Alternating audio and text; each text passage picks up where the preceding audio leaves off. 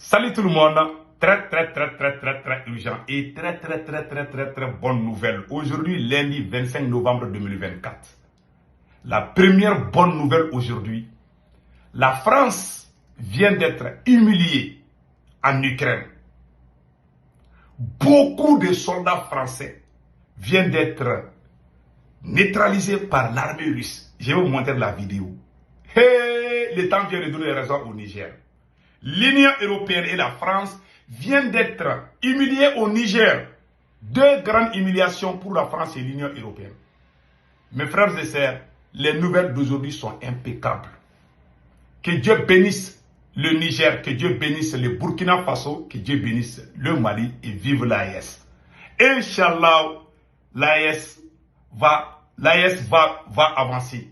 Que les ennemis veulent ou pas, l'AES va faire beaucoup de succès en Afrique, Inch'Allah. Allons-y avec la première bonne nouvelle. Depuis la France, depuis l'Ukraine, voici la vidéo que je vais vous montrer tout de suite. Attendons là, je vais augmenter le volume. Voilà. C'est un blindé. Voilà. Voilà. Vous voyez comment ils ont été bombardés. C'est-à-dire que c'était des unités de l'armée française, en Ukraine, qui se cachaient derrière l'armée ukrainienne pour attaquer les Russes. Les satellites russes les ont détectés. Et il y a un drone kamikaze qui est venu anéantir tout d'un coup. Il y a des cadavres qui jonchent partout. Il y a des images que je ne peux pas montrer. C'est une grande humiliation. Je vous ai dit, cette affaire de Ukraine là, ce n'est pas l'Ukraine seulement qui combat la Russie. Ils sont tous dedans. Il y a beaucoup de morts, beaucoup de soldats français. Et regardons une fois de plus encore comment la Russie a pu anéantir. Et regardons. Voilà. Vous avez vu comment ils ont bombardé les unités françaises. Voilà. Donc, ça c'est une très mauvaise nouvelle pour la France. Parce que cette guerre de l'Ukraine risque de s'aggraver. Hein. Ça risque d'être la 3e guerre mondiale. Moi, je ne souhaite pas. Que Dieu nous protège contre la 3e guerre mondiale. Mes frères et sœurs, c'est une preuve qui montre que ce que le Niger a dit récemment, que c'est la France qui se cache derrière les Boko Haram, tous les groupes terroristes là, que ce soit au Burkina Faso, que ce soit au Mali, que ce soit au Niger, c'est la France qui est derrière tous ces groupes terroristes. Donc restons vigilants. Cette guerre n'a même pas commencé. Je vous dis, le capitaine Ibrahim Traoré l'a dit dans une vidéo que je vais vous montrer tout de suite. Cette guerre de décolonisation là n'a pas commencé. Cette guerre de décolonisation n'a pas commencé. Donc, restons très vigilants. Et évitons des débats, et évitons surtout la confusion entre nous. Parce que ces gens-là ne vont jamais nous abandonner. Si l'AES avance, ça sera la fin de la France-Afrique. Et regardez aujourd'hui, la France est en train de perdre l'Ukraine. La France a perdu le Mali, le Burkina et le Niger. Si ça continue comme ça, la France risque de perdre sa position comme superpuissance mondiale. Parce que la France dépend de nous les Africains. On l'a chassé au Mali, on l'a chassé au Niger, on l'a chassé au Burkina Faso. Elle se retrouve en Ukraine. Voilà une preuve qui montre que ce que le Niger a dit contre la France est une réalité.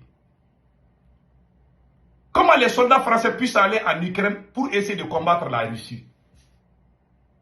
Ils ont été anéantis, je vous ai montré la vidéo. Il y a des soldats français qui ont été pris par des soldats russes. Ils ont avoué, ils les ont torturés d'une manière que moi je ne vais même pas montrer. Je ne peux pas montrer ça. Il y a des soldats français qui sont en prison en Russie. Et on les a attrapés en Ukraine. En Turquie aussi, à Azerbaïdjan. Vous voyez l'endroit qu'on appelle Azerbaïdjan là. Ces gens-là aussi ont rappelé l'ambassadeur français. Donc ça c'est une preuve. Maintenant allons-y au Niger. Le Niger, voilà, lisez, fierté et honneur, le Niger détruit l'Union européenne. Le Niger détruit l'Union européenne. Le ministère des Affaires étrangères, de la coopération et des Nigériens à l'extérieur a pris connaissance du communiqué de l'Union européenne en date du 23 novembre 2024 relative à l'aide humanitaire pour les victimes des inondations au Niger, ainsi qu'au rappel de son ambassadeur. Le ministère tient à préciser: le gouvernement nigérien n'a jamais sollicité une aide humanitaire internationale pour ces inondations. Encore moins de l'Union européenne. Le Niger a choisi de mobiliser ses propres fonds pour répondre aux besoins des sinistrés. Ah, j'ai trop aimé cette phrase. Il faut que je reprenne encore, tellement je suis fier de ce que le Niger vient de faire. Le gouvernement nigérien n'a jamais sollicité une aide humanitaire internationale pour ces inondations, encore moins de l'Union européenne.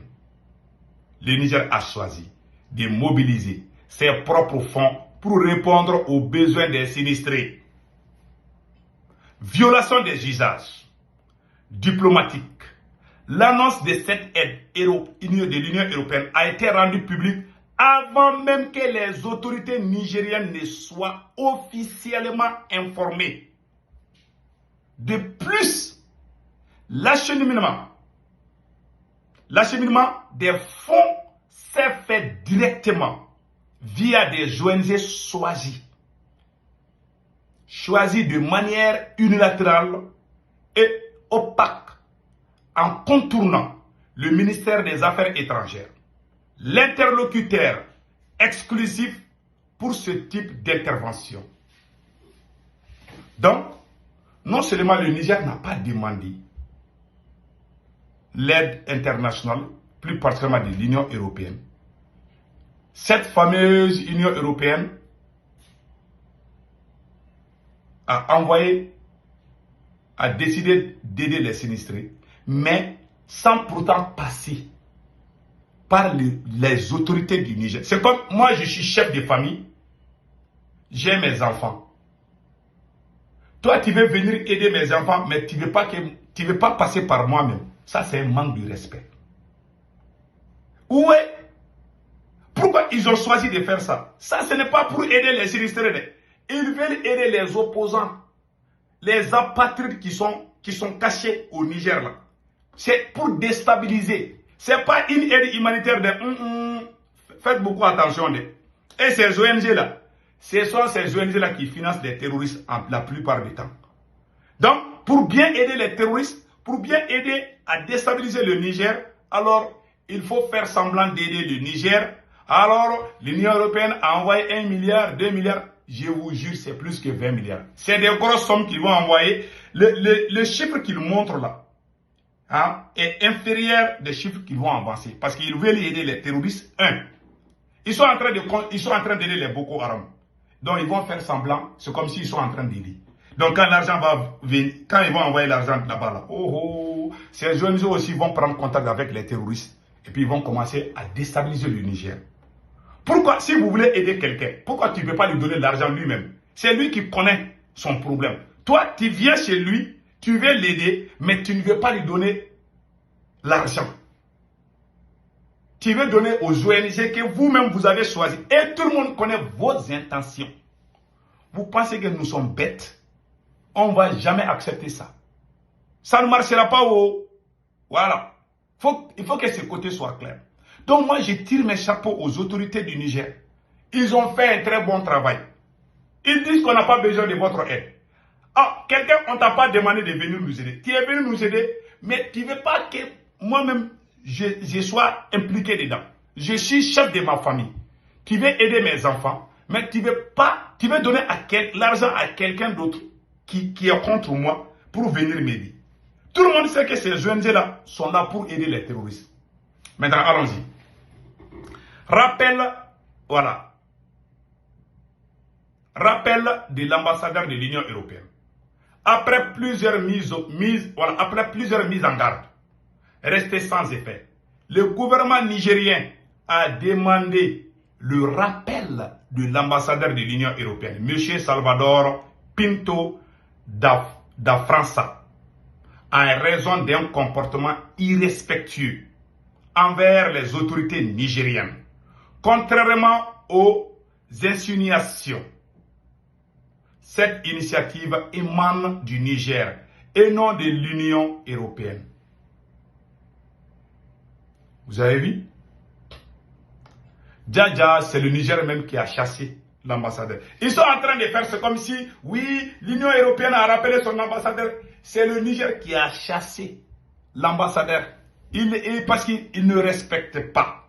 Ces gens-là, je vous dis, ce combat n'a même pas commencé.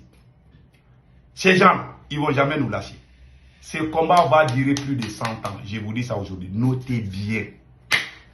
On n'a même pas commencé d'abord. Je vous dis, hein, vous voyez, restons vigilants. Voilà.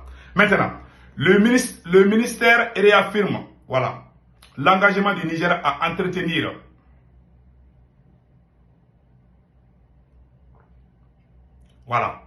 rappel de l'ambassadeur de l'Union européenne. Après plusieurs mises en garde restées sans effet, le gouvernement nigérien a demandé le rappel de l'ambassadeur de l'Union européenne, M. Salvador Pinto, a raison d'un comportement irrespectueux envers les autorités nigériennes. Contrairement aux insinuations, cette initiative émane du Niger et non de l'Union européenne. Menteur, menteur, menteur. La France et l'Union européenne, ce sont des menteurs. Bravo au Niger. Vous voyez? Ils ont fait ce comme si, ils vont rappeler leur ambassadeur, alors qu'on les a chassés. On vous a chassé chaud, pion. Donc, vous quittez. On n'a pas besoin de vous. Voilà. Donc, le ministère réaffirme l'engagement du Niger à entretenir des relations de coopération avec tous les pays et organisations internationales, mais dans le respect mutuel. La souveraineté nationale et les intérêts de ces populations. République du Niger, respect, souveraineté, dignité, Bana Wagana Ibrahim. Source. Voilà. Donc, nous disons chapeau aux autorités du Niger. Bravo, bravo, bravo. L'argent que FMI et Banque mondiale donnent là, c'est des cadeaux empoisonnés. Les ONG là, ils ont essayé de travailler avec, ce sont ces deux ONG qui travaillent pour déstabiliser le Niger. Donc nous tirons nos chapeaux aux autorités du Niger. Cette guerre-là, faisons beaucoup attention. Vous savez, l'ennemi n'a pas encore fini. Ils vont toujours comploter, mais ils vont échouer contre l'AES. L'AES va gagner cette guerre, Inch'Allah. Donc, l'argent de la Banque mondiale, l'argent de FMI, c'est tout ça, c'est des cadeaux empoisonnés. Moi, voilà des exemples. C'est comme ça. Si c'était les politiciens qui étaient au pouvoir, ils allaient faire la même chose, ils allaient encore armer les terroristes. Ils n'ont pas fait ce que l'Union européenne vient de faire au Niger, on appelle ça cadeau empoisonné. On n'est pas bête, on comprend tout. Ils ont juré, la France a juré qu'elle va revenir en Afrique. Je vais vous montrer, comment on appelle là, attendez là, je pense que j'ai la vidéo là ici. Voilà. Je vais vous montrer cette vidéo. Un petit rappel pour que vous compreniez.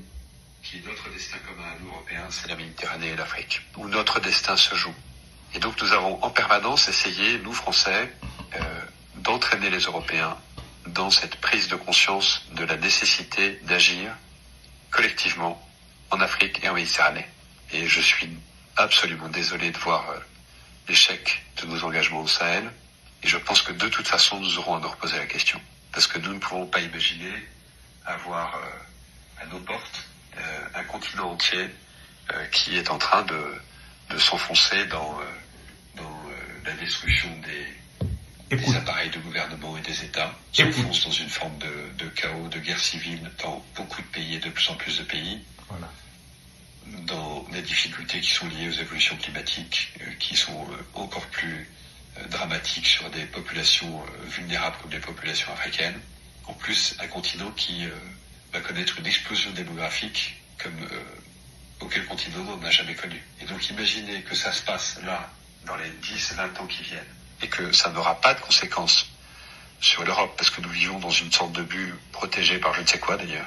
C'est tout simplement inconscient. Et donc je pense que cet intérêt commun-là devrait un jour faire que l'Europe se décidera à agir comme une entité politique qui ira défendre elle-même ses intérêts, y compris par le moyen de l'engagement de ses armées. Voilà. Retrait du Sahel. Y compris les moyens d'engagement de ses armées. Donc, ouais, cette aide-là, ils n'ont pas fini. C'est pour ça, quelqu'un qui dit que je vais venir te détruire, s'il te donne quelque chose, tu ne dois pas prendre. C'est pour ça, moi, je dis à tout le monde, l'argent de la Banque mondiale ou l'argent des FMI ou tout ça, c'est des cadeaux empoisonnés. Et restons soudés. Écoutons ce qu'il va dire ici. Difficile à accepter pour tous ceux qui ont été engagés. Je suis le premier à avoir beaucoup de mal à avaler ça. C'est un échec français et européen et africain qui procède principalement de ce que nous n'avons pas compris, que l'action devait être une action globale. La restauration de l'État, le retour des administrations, le retour du développement. Et si on n'arrive pas à faire tout ça simultanément et de façon coordonnée, on va à l'échec. C'est ça qui s'est passé. Ce que j'ai du mal à avaler, c'est quand on me dit que c'est l'échec d'une opération militaire. La réalité, c'est que c'est pas l'échec d'une opération militaire. L'opération militaire était une dimension. Je suis persuadé que dans quelques années, je ne sais pas si c'est 10 ans ou moins ou plus, nous aurons l'obligation de retourner aider ces pays africains. Ça n'est pas la Chine, la Russie et Wagner qui vont apporter des solutions durables aux très grandes difficultés que connaissent ces pays africains et leur population. Vous avez entendu? Dans 10 ou 15 ans là. Et maintenant, voici la réponse du capitaine Ibrahim Traoré. N'oublions pas, moi je garde, tout ça c'est des archives que je garde. Je fais mes analyses. Je ne vais pas je regarde les faits et je vous montre avec preuve. Écoutons comment le capitaine a répondu à ce faux général-là. C'est à vous, chef officier militaire, prenez ça en compte. Commencez à vous préparer pour la guerre de haute intensité. J'espère que je me fais comprendre.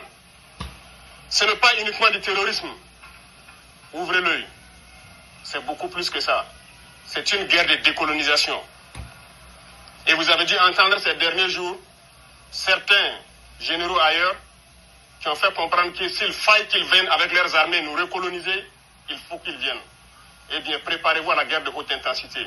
Soit ils viendront eux-mêmes, soit ils passeront par leurs valets locaux qui sont ici pour essayer de troubler notre quiétude.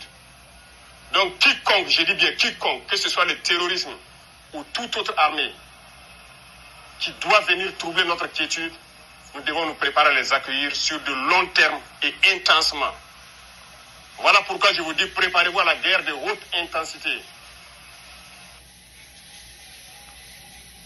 Mes respects au capitaine Ibrahim Traoré. Donc, chers frères et sœurs de l'AES, restons soudés. Évitons des débats qui n'ont pas de sens et avançons. C'est l'AES qui gagne. Que Dieu bénisse l'AES. Vive le Burkina Faso, vive le Niger et vive le Mali. Passez excellent week-end. Ciao, ciao.